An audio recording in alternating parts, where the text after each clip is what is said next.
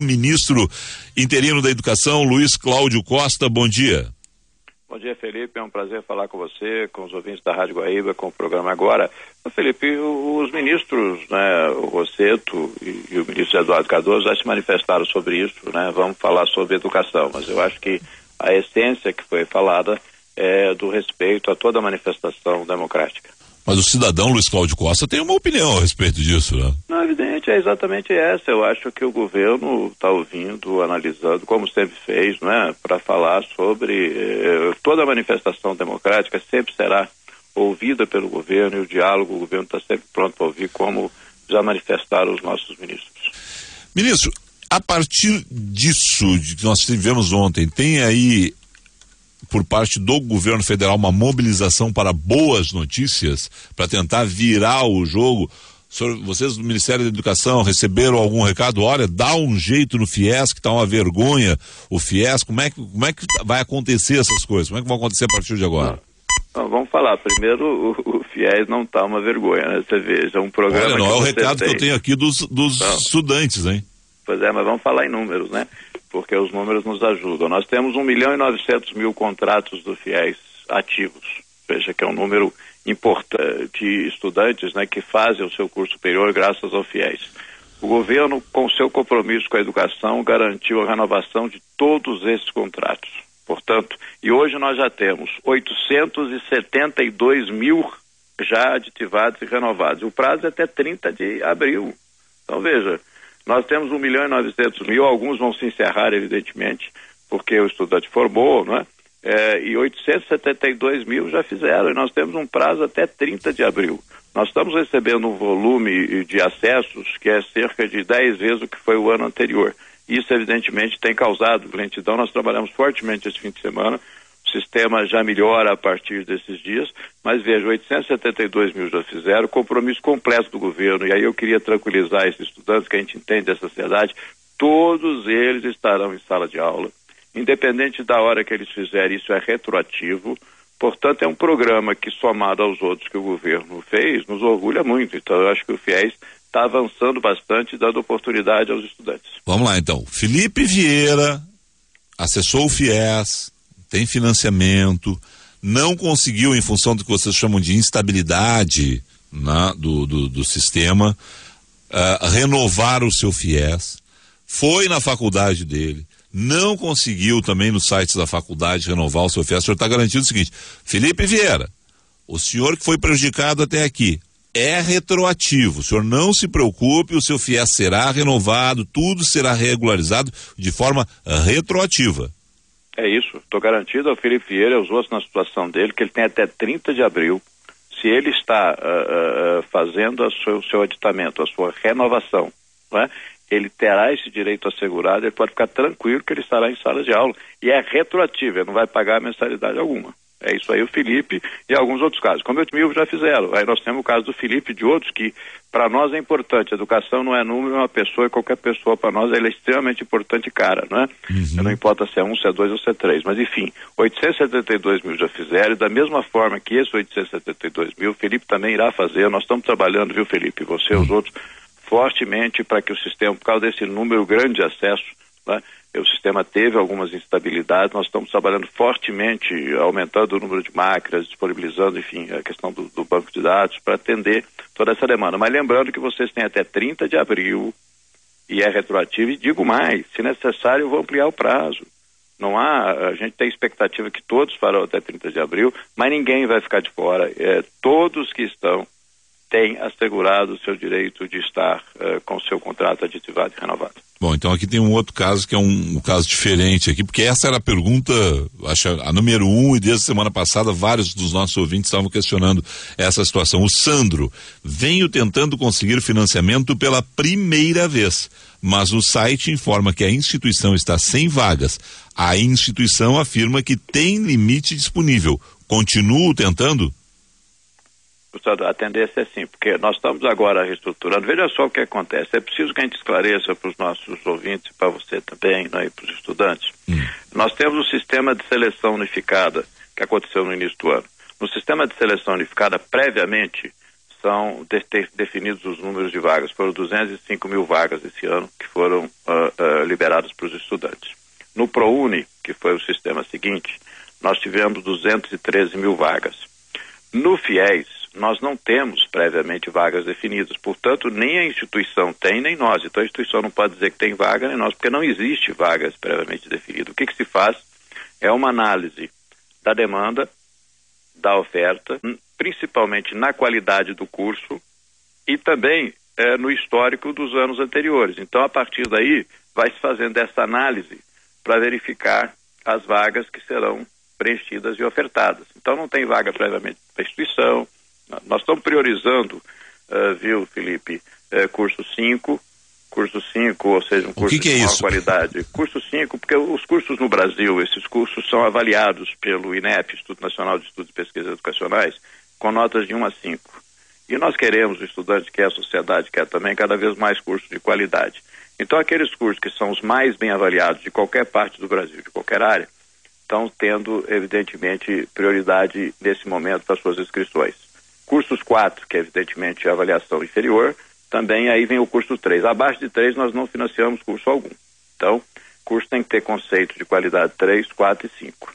Então, é preciso que o Sandro vá monitorando essa disponibilização de vagas para a instituição, para o curso que ele quer, né? Hoje, se ele acessar, provavelmente amanhã, se ele acessar, já vai ter uma disponibilidade diferenciada para ele ver o estado que ele quer, qual é o curso que ele quer, que aí ele já vai ter as vagas que são disponibilizadas, e isso a gente vai analisando isso, demanda e oferta, dentro desse padrão de qualidade, e vai ter um número significativo de vagas ofertadas esse ano, somadas 200. Agora, é claro, a gente não sabe, nós estamos monitorando a demanda, mas assim como o CISU e o ProUni, você não consegue atender toda a demanda, né? Assim nas universidades, a universidade tem um número de vaga limitada, tudo assim.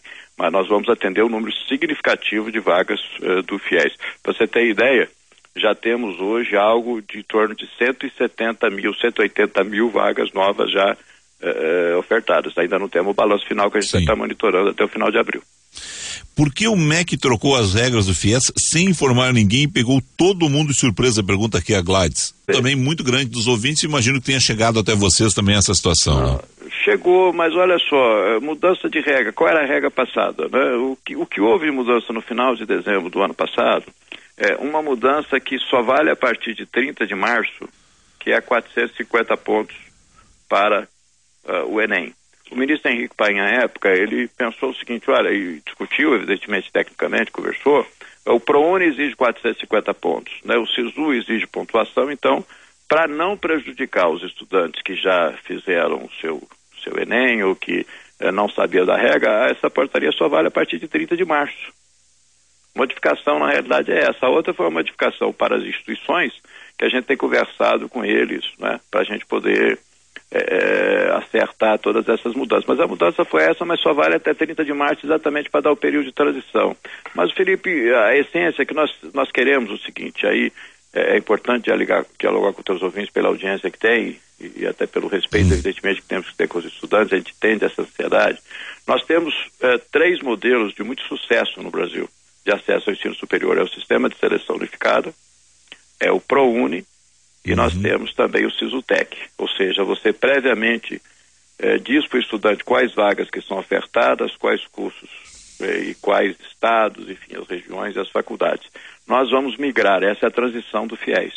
Nós estamos migrando o FIES para ele ter exatamente esse modelo, ou seja, vai se abrir o portal, o estudante vai saber, isso fica muito mais transparente, o estudante vai saber quais são as vagas que são ofertadas, em qual local, e ele vai concorrer com a sua nota do Enem para que nós saibamos, né, de que forma ele conseguiu aquele financiamento, ou seja, ele ficou mais bem classificado que o outro. Enfim, a gente está migrando para isso, é uma transição, mas com certeza com a garantia total, reitero, de manutenção de 1.900.000 e mais um número substantivo de novos contratos. Então, é uma migração que eu tenho certeza que vai melhorar para o estudante e continuar dando oportunidade de acesso ao ensino superior. O FIES está sendo capitalizado hoje, né? O Tesouro está colocando aí fundo de financiamento estudantil após críticas ao governo federal por atraso dos repasses. Na sexta-feira, instituições de ensino conseguiram suspender na justiça o teto de reajuste das mensalidades e aí o governo está capitalizando através do Tesouro mais 376 milhões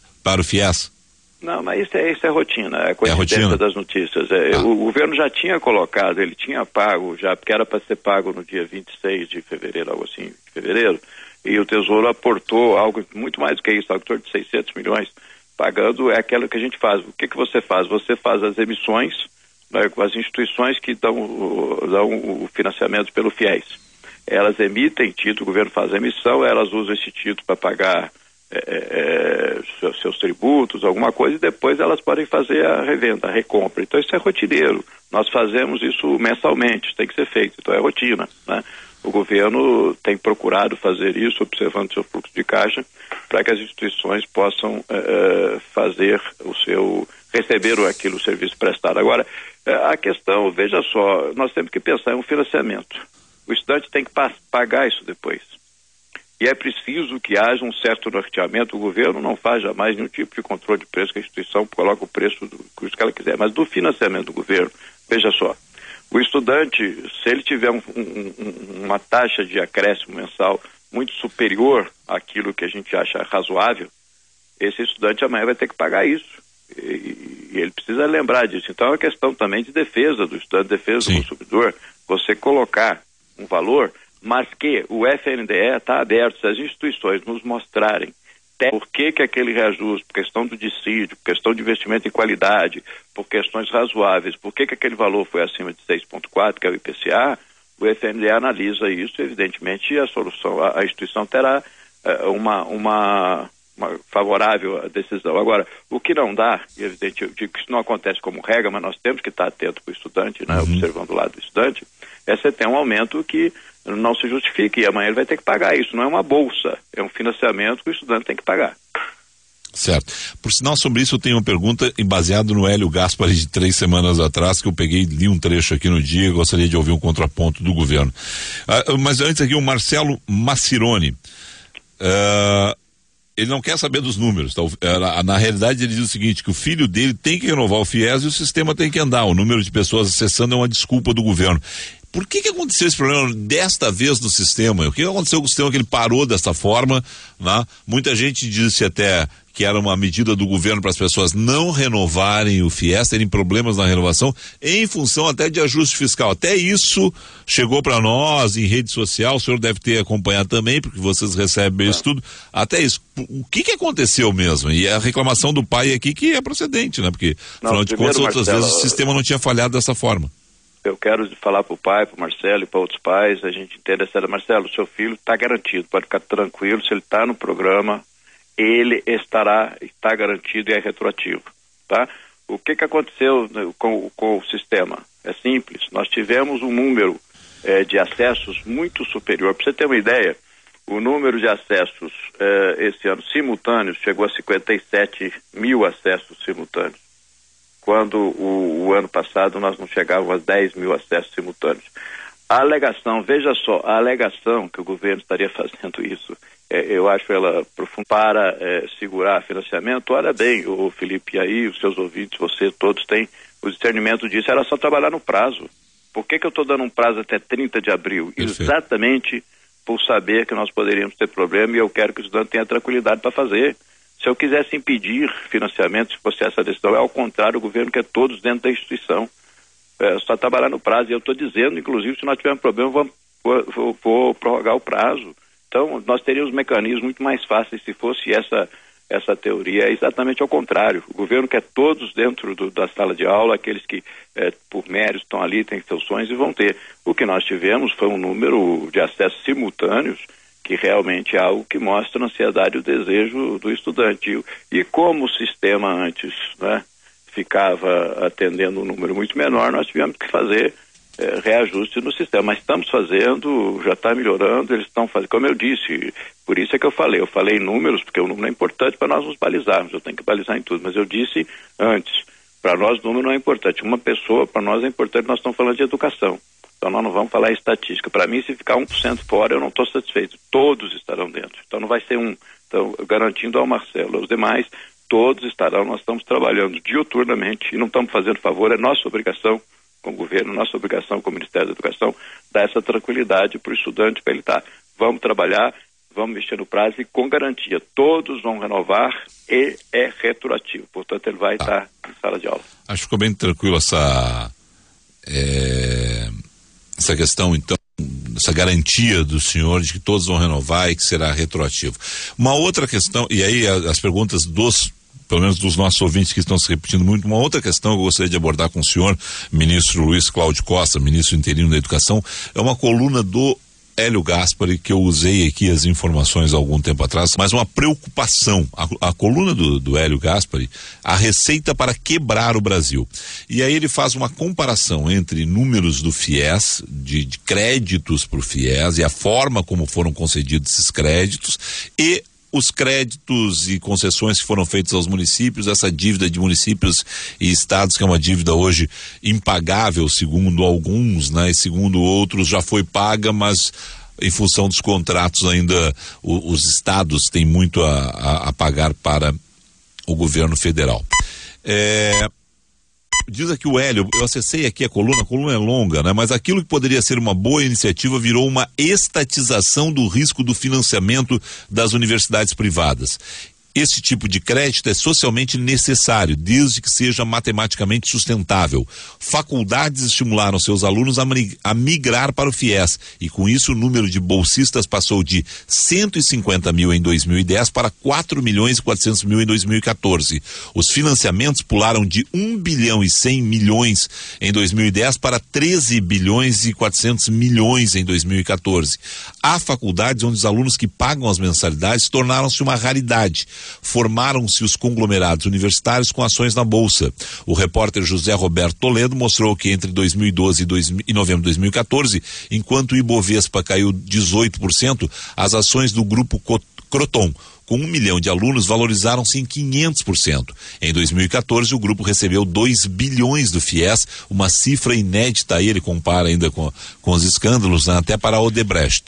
O ministro Cid Gomes quis colocar método na maluquice, exigindo padrões de desempenho acadêmico às escolas, notas melhores dos alunos para o acesso ao programa e associou parte do desembolso à formatura do jovem. Prenunciou-se uma catástrofe, ou nas palavras de Gabriel Mário Rodrigues, presidente do Sindicato das Escolas Privadas, o governo fez uma cagada. O ministro, eu estou usando aqui os termos do Hélio Gaspari na coluna, o ministro não é do ramo e fala demais. Isso aqui palavras do Gabriel Mário Rodrigues, com toda razão, ele diz que não podemos confiar no governo. Aí segue o Hélio aqui, né? Nem eles, nem a torcida do Flamengo, com a ajuda de parlamentares e de gente trabalhando nas altas esferas, em quem confiam, as empresas se articulam para desossar as medidas.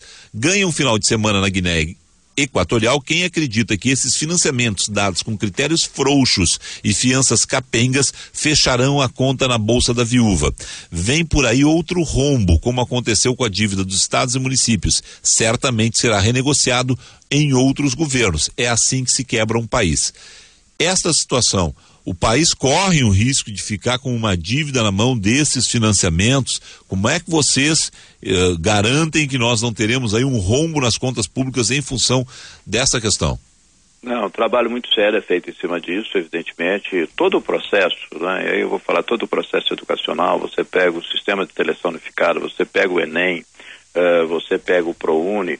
Eu não sei se você recorda, alguns anos atrás, o ProUni dava isenção para as instituições, né? A renúncia fiscal era por vagas ofertadas, né? Não era por vagas preenchidas. Então nós fizemos um grande trabalho no Ministério da Educação e mostramos, olha, não dá, porque a vaga ofertada não é preenchida, não pode ter renúncia fiscal. Isso foi um grande avanço. Da mesma forma, você monitora, né? E é o que nós estamos fazendo agora. Por que nós vamos mudar o FIES para ele ser o mesmo sistema do SISU e do ProUni? Então todo o processo que tem a sua importância social, né?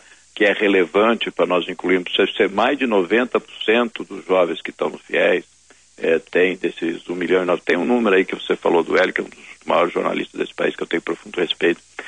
Na realidade nós temos 1 milhão e 900 mil no FIES, então eu não vi esse número se passou algo aí. Nós saímos realmente de 2010, ele diz aqui, o número de bolsistas passou de 150 mil em 2010 para 4 milhões e 400 mil em 2014. Tem um equívoco aí. Porque nós saímos, na verdade, está certo o número de 2010, de 2011. 2010 era 75 mil, nós estamos com 1.900.000 hoje, contratos firmados, né? Tá. Então esse número aí, talvez com esse número dele, realmente essa conta aí ficaria dessa forma que ele diz. Mas não é, a gente está olhando dos contratos que já encerraram, para você ter ideia, a nossa inadimplência é 1% daqueles que já entraram, porque ele tem que sair da fase de carência e entrar na fase de amortização. Por que a gente acha, Felipe, tem muita convicção que a inadimplência é baixa, né? Porque o estudante, veja, ele se formou, ele está empregado. Evidentemente, ele não vai querer ficar inadimplente, porque todos nós sabemos o que acontece com a pessoa que fica inadimplente, né? Mas nós estamos analisando tudo isso exatamente para, ao mesmo tempo que nós façamos, que nós permitimos o acesso ao ensino superior, tem que ter a sustentabilidade, é isso mesmo, tem que estar asado. Eu acho que as reflexões são sempre razoáveis com as próprias instituições, a gente tem discutido, é isso mesmo, né? Você tem que ver o percentual de cada instituição que está no FIES, até mesmo em cada turma. Isso é importante. O FIES é um instrumento de acesso ao ensino superior, não é o único, nem o instrumento, ele é um dos, ele tem que ser entendido dessa forma. E o nosso compromisso maior é com a população de baixa renda. É aquele que tem um e-mail salário, não pode ir para o ProUni, não pode ir para o FIES, não pode ir para o SISU, trabalha e deseja ter um ensino superior. O nosso compromisso é com esse cidadão. E, evidentemente, queremos que ele procure uma instituição de qualidade e que tenha responsabilidade social, né? Entenda que a educação é um bem social. Sim. É esse o nosso compromisso e vamos trabalhar nesse sentido. Maravilha. Tá ministro, só uma última pergunta aqui. 1% é inadimplência, o senhor está me dizendo aí, dos alunos concurso. Concurso novo FIES que começou em 2010, né? Então ele começa em 2010, são poucas pessoas que já têm seu contrato findo, né? O governo está inadimplente com as faculdades. Eu estou recebendo vários recados aqui, vou ler apenas um, né? Meu filho faz um curso, e aí ele cita aqui a escola, Dom Bosco, né? A escola diz que faz tempo que não recebe do governo. O governo está inadimplente com as escolas? Nós pagamos completamente agora no mês de março, né? O Tesouro pagou, o repasse é do Tesouro para todas aquelas que prestam o FIES. Tá? Toda a dívida, não há nesse momento pendência do governo dentro das normas estabelecidas para a emissão e a recompra do FIES. Agora uma última pergunta mesmo, e eu quero mudar o assunto e fazer um 180. O lema é Pátria Educadora. No primeiro dia, no dia 2 de janeiro, inclusive, eu conversei aqui com o ministro o ex-ministro Cristóvão Buarque, senador da República. Tem como fazer Pátria Educadora? A gente está aqui, eu estou conversando com o senhor há 20 minutos, e são várias as perguntas do ouvinte, todas elas sobre ensino universitário. Minha preocupação é ensino fundamental, ministro, porque sem o ensino fundamental ninguém vai chegar à universidade, e a reclamação é que está piorando a qualidade do ensino fundamental no Brasil. Como é que vocês vão fazer para melhorar, para cobrar das prefeituras, para cobrar dos governos estaduais grandes investimentos num país que os governos estão quebrados, ministro? Felipe, perfeito e extremamente qualificada, né, a tua posição, e a nossa também do Ministério da Educação. Vou lhe dar alguns números, né? Há cerca de 10, 11 anos atrás, nós gastávamos 11 vezes com o ensino superior por aluno do que gastávamos com a educação básica. Hoje não. Nós reduzimos isso muito, o nosso investimento no MEC hoje é muito maior e tem que ser assim mesmo. Na educação básica, evidentemente não descuidando da superior, que é ela que forma o nosso professor, né? Nós sabemos que nós precisamos formar o nosso professor. Tá perfeito a tua posição, é o nosso trabalho. Eu entendo de novo, veja só, se nós olharmos o filme da educação básica brasileira, ele é muito bom. O Brasil consegue avanços, tanto internos quanto externos, até mesmo no PISA, muito bons. Mas quando a gente olha a foto, a gente vê que tem muito o que fazer. Quer dizer, avançamos, tem um grande esforço de municípios, de estados, que você colocou bem, você sabe que cabe ao governo federal aí nesse caso, é fazer parcerias republicanas, né, para a gente avançar e trabalhando muito com o estado e município. Eu acho, viu, Felipe, que nós temos agora uma boa agenda de estado brasileiro. Eu não quero falar de governo, não quero falar, mas de estado brasileiro, aqui eu falo como educador, que é o Plano Nacional de Educação. Se nós pegarmos esse Plano Nacional de Educação, que foi discussão da sociedade, que tem 20 metas, né? Ou seja, na verdade 19 mais uma é para financiar, nós vamos transformar esse país, porque não há crescimento sustentável sem educação, nós sabemos disso, né? Então, eu acho que nós todos aí, independente de partido, que for, as nossas ideologias, nós temos um Plano Nacional de Educação, porque vem da sociedade, foi aprovado pelo Congresso Nacional, sancionado, e nos orienta, olha, aqui na educação básica, é isso que eu estou trabalhando aqui, o ministro Cid ter orientado, a presidenta, para nós fazermos isso, vamos trabalhar no plano, porque não é um plano de um governo, esse plano é o plano nacional.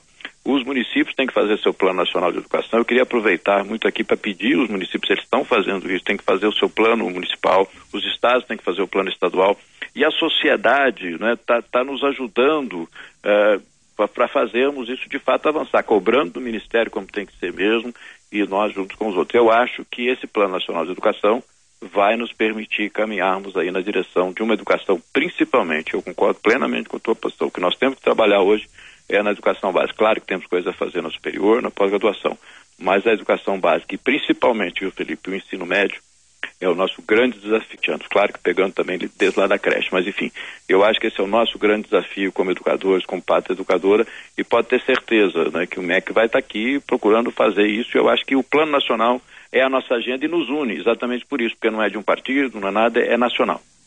Bom. Eu não sei se é do Cinep essa questão aqui, porque alguém que deve conhecer e não está devidamente identificado, eu vou pedir para o ouvinte se identificar depois. Houve uma diminuição para novas cotas, novas inscrições do FIES, o governo confirma isso e por quê? Não, nunca teve cota, é aquele que eu te falei, você nunca tem previamente definido quantas vagas você tem que analisar a oferta e demanda para depois você verificar. Tá. Todo o programa de governo, e você falou isso muito bem, até lendo o Hélio, seja o SISU, seja o ProUni, seja o FIES, tem que estar atrelado ao orçamento, né? Então, você não tem ilimitação para nada, você tem limitação, mas para todos os programas do governo. Tá bem. Ministro Luiz Cláudio Costa, obrigado ao senhor aí, um excelente dia de trabalho e vamos lá, vamos continuar então de olho nessa situação. O senhor está garantindo que teremos retroatividade e teremos acesso a todos os estudantes ao FIES? Todos aqueles que já estão no FIES, que têm seus contratos, eles terão o aditamento à renovação garantida. É o compromisso do governo e do Ministério. Obrigado. Ok, Felipe, grande abraço.